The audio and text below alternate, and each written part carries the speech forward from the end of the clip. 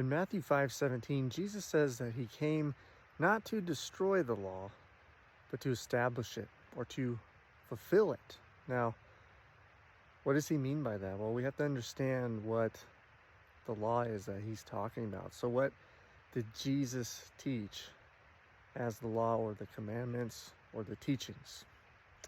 Well, he said the greatest command is to love God fully with all your heart, all your mind, all your soul, all your strength. The second, he says to love your neighbors yourself. He went on to say, love your enemies. That's a teaching. And then he left us with one new commandment or teaching: love one another. So the law is all about love.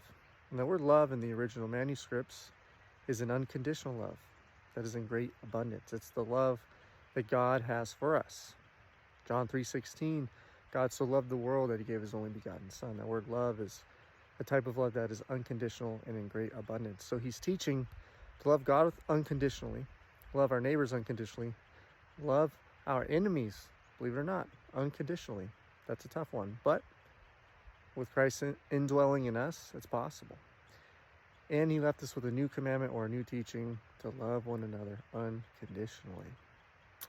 So going back to the law, that's what he came to establish, and that's what he came to fulfill. That is God's love, unconditional love. Now, it's not a law of obedience like we think of it in society, right? You follow the speed limit because you're supposed to. What's better, to follow something because you're supposed to, or to follow something because you love and you care and you love others? Here's an example. If you have a spouse, they really need you to go run an errand. It's inconvenient for you, but they need it done.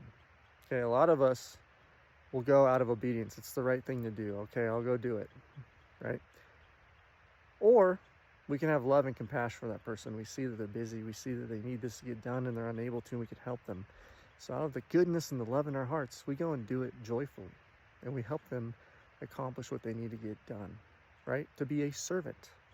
We're not a true servant out of obedience. We're a true servant out of love.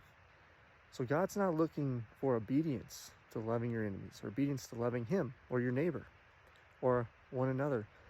He wants to transform our hearts so that we truly have a love and compassion for one another, for our enemies, for our neighbors, and for him.